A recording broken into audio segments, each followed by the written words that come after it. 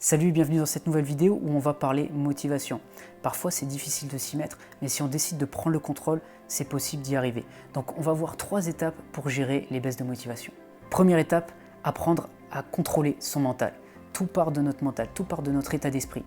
En général, on va avoir une pensée négative qui va générer une émotion négative et très souvent un impact sur notre corps, sur notre physique. Prenons l'exemple de la peur. En général, ce qui va se passer, c'est qu'on va avoir une pensée négative par rapport à une situation. On va se dire, si je m'engage, si je me lance, je vais prendre un risque, je vais dans l'inconnu, donc j'ai peur. Ça peut être un exemple. Mais ce qui va se passer, c'est qu'on va avoir une réponse au niveau du système nerveux. Notre système nerveux va répondre, ça va déclencher une sécrétion d'hormones du stress, par exemple le cortisol, l'adrénaline, ce qui va amener une augmentation de la pression artérielle et une augmentation de la fréquence cardiaque. Donc en fait, notre manière de penser, nos émotions vont avoir un impact sur notre physique, un impact corporel. Pour la baisse de motivation, il va y avoir aussi un impact physique, c'est la même chose. Par exemple, on va avoir une baisse d'énergie, une augmentation de la fatigue, on va avoir une attitude beaucoup moins dynamique quand on est à notre meilleur niveau ou quand on se sent bien. Donc il faut comprendre que tout part de notre mental. Donc comment prendre le contrôle? La première chose, c'est de reconnaître que notre mental va nous limiter dans certains contextes, quand on a peur, quand on se sent pas bien. Ensuite, il faut décider de prendre le contrôle et décider de se motiver. Comment on peut faire? On peut, par exemple, évaluer nos différentes priorités. Est-ce que mon objectif est plus important que mon état émotionnel du moment?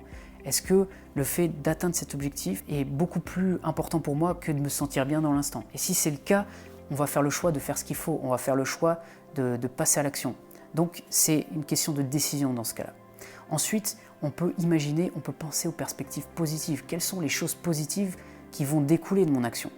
Par exemple, ça peut être le fait de se dire si j'agis, si je fais ce qu'il faut, si je me motive, eh bien je vais être fier de moi, je vais progresser vers mon objectif, je vais m'améliorer en compétences, je vais avoir le comportement le plus efficace dans l'action, je vais être un exemple pour mes proches peut-être, je vais pouvoir me sentir fier de moi, je vais être en accord avec ce que je me suis dit, avec ce que je me suis promis.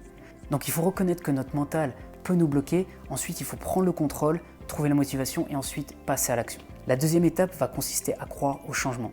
Beaucoup de gens réussissent aujourd'hui en partant de rien et je pense vraiment qu'il faut s'inspirer de ces personnes-là.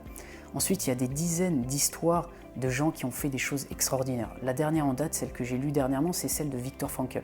C'est un professeur en neurologie autrichien. Il a survécu au camp de concentration et donc il a étudié pendant cette période ce qui faisait la différence entre les gens qui mouraient rapidement et les gens qui avaient survécu à cette expérience. Et donc il s'est rendu compte que les gens qui avaient survécu avaient trouvé une raison forte de survivre.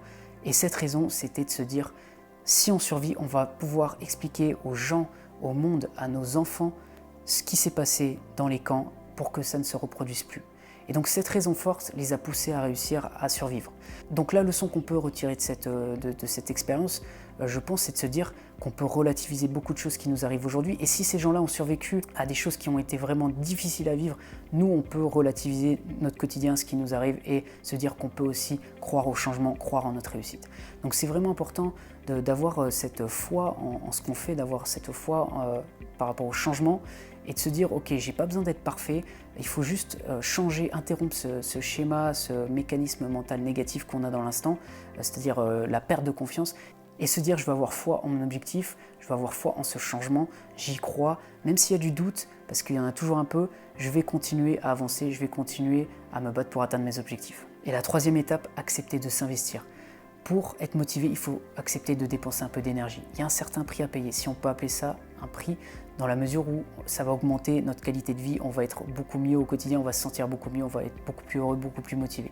Mais pour recevoir, il faut donner. Et aucune technique de motivation ne marchera si on n'accepte pas d'avoir cette volonté que ça marche, si on n'accepte pas de dépenser, de s'investir pour que ça puisse marcher. Donc c'est important aussi de se rappeler que l'investissement est minime par rapport au retour qu'on va avoir, dans la mesure où au quotidien, ça va complètement changer notre qualité de vie. Donc voilà pour cette vidéo, j'espère qu'elle t'a aidé. Si ça t'a plu, tu peux mettre un j'aime, tu peux t'abonner également et je te dis à bientôt pour une prochaine vidéo.